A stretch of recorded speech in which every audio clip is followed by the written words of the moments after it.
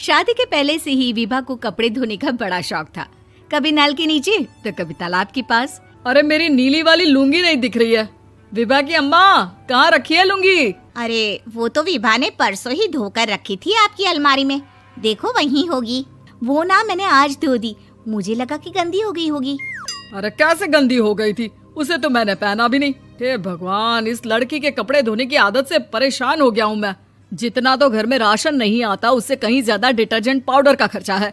इसकी शादी करवा दो, शादी जाए अपने घर में ही करे काम, फिर चाहे घर के कपड़े धोने हो या पूरे गांव के। हाँ ठीक बोल रही हूँ, देखता हूँ मैं कोई लड़का। वो दिन भी आ जाता है जब विभा को देखने लड़के वाले आ जाते हैं। लड़की मुझे अच्छी लगी। होने वाली सास कहती है, बेटी अगर कुछ पूछना है तो पूछ लो।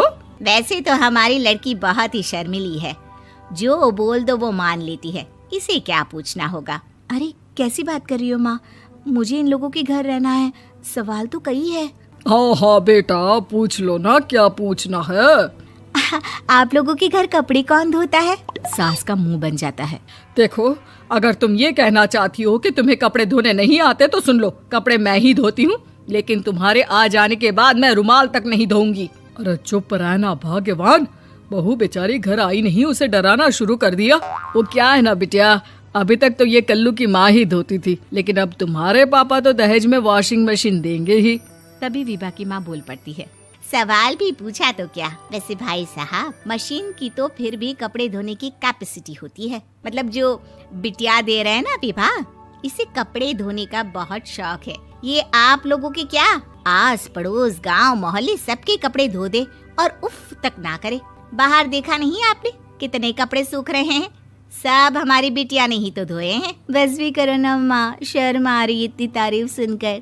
और तो और एक दाग निकाल कर दिखाओ तो मान जाऊं। हाँ अच्छा, माफ करना बेटा, मैंने गलत समझा। हमें तो रिश्ता बहुत पसंद है। और ऐसे जुड़ जाता है रिश्ता कपड़े धोने का शौक रखने वाली विभा का। उसकी शादी हो जाती है कोयला फैक्ट्री में काम करने वाले कल्लू के साथ। शादी के बाद अचानक विभा चिल्लाती हुई सास के पास आती है। सासू माँ, अरे सासू माँ कहाँ है आप? ये तो धोखा है, धोखा दिया आप लोगों ने मुझे। इसे ससुर के चक्कर के बारे में पता चल गया। अरे तो उसमें तुझे क्यों धोखा मिला है? अरे नल में पानी नहीं आता, कपड़े कैसे कब धुलेंगे? अच्छा, तू पानी नहीं आ रहा उसकी बात कर रही है। तो आपने क्या सोचा? कुछ नहीं। अच्छा, तेरी माँ ने कहा था कि कपड़े धोने का शौक है तुझे, याद आया मुझे। शौक बोलकर कपड़े धोने वाले मेरे जुनून को कम ना आके सासू माँ, कपड़ा धोना मेरा गुरूर है। तभी पति भी वहाँ आ जाता है। अभी मैंने इसे सनी देओल की फिल्म दिखाई है, उसी के डायलॉग मार रही है माँ। अच्छा सुन, साफ साफ बता रही हूँ, पानी सुबह 4 से 6 और शाम को 10 से 12 आता है, समझी? विभा टाइमिंग सुनकर हैरान हो जाती है। ये क्या भूतों का मोहल्ला है? सुबह 4 बजे उठकर कौन कपड़े धोता है? 4 बजे टंकी में पानी जाता है, फिर सारा दिन धोना ना, किसने मना किया? अरे कैसी बात कर रही हैं? 200 लीटर की टंकी में कितने कपड़े धो लूंगी मैं, सुबह ही उठ जाऊंगी मैं। अब क्या था, विभा सुबह 4 से लेकर रात के 12 बजे तक कपड़े ही धोती रहती। एक रोज सास पड़ोस से निकलकर कहीं जा रही होती है कि साथ वाली कहती है, हाँ कल्लू की माँ, जरा ये बताओ कि 2 साड़ी है, 2 ब्लाउज और एक पेटीकोट और एक नाड़े वाला लंबा कच्छा। हाँ तो? अरे तो क्या, कितना लोगी धुलाई ये बताओ। धोबन दिख रहे हैं हम क्या? हमारे पति सरकारी नौकरी से अभी रिटायर हुए हैं और बेटा सुपरवाइजर है कोयला फैक्ट्री में। धोबन समझ रखा है हमें? हाय रे कल्लू की अम्मा, माफ कर दो, वो तो मोहल्ले में यही सब बता रहे थे कि तुमने बहू को कपड़ा धुलवाने के काम में लगा दिया है। सास को पड़ोसन की बात सुनकर गुस्सा आ जाता है। वो घर पहुंचती है जहां घर के बाहर ही इतने सारे कपड़े सूख रहे होते हैं जितने कि किसी धोबन के घर पर। अरे ओ कल्लू की दुल्हन, बाहर निकल। माँ जी यहीं आ जाओ, बाथरूम में चादर धो रहे हैं हम। अरे अभी हम धोते हैं, तुमको बाहर निकलो। ये आस पड़ोस वाले बोल रहे हैं कि हम बहू से कपड़े धुलवा कर उसे कपड़ा धोने वाली बना दिए हैं। अरे छोड़ो ना माँ जी, किन लोगों की बातों में आती हो? आस पास के लोगों का तो काम ही होता है कि वो किसी तरह सास बहू को लड़ा दे। बहू सारे घर के कपड़े धोती है, ये क्या कम है? बोलिए।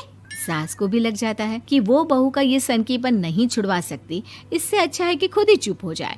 एक रोज सास और बहू मंदिर जाते हैं, जहाँ सास की साड़ी वहाँ खड़ी भीख मांगने वाली से मिलती है। माँ जी क्या बात है, आपकी साड़ी उस भिखारन से कितनी मिल रही है ना? हाँ हाँ, देखो तो दोनों की साड़ी मिल रही है। क्या बात है कल्लू की अम्मा, तुम खुद को तो अफसर की बीवी बताती हो और ऐसी सिंपल सी प्लेन साड़ी पहनकर घूमती हो। सिंपल और प्लेन नहीं है ये साड़ी। तो क्या सोने के धागे से फूल बने हैं? कुछ भी सासू माँ, कुछ भी। हाँ, बने थे इस साड़ी में सोने के धागे से फूल।